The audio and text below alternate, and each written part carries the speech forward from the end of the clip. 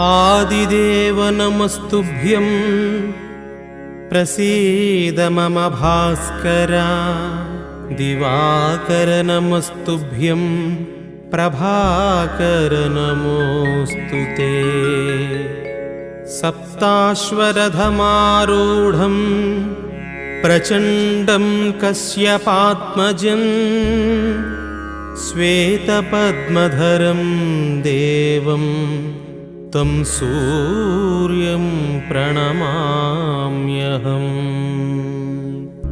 लोहितं रथमारूढं सर्वलोकपितामहं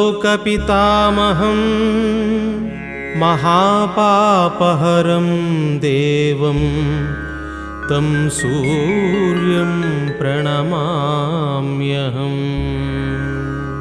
त्रैगुण्यं च महासूरं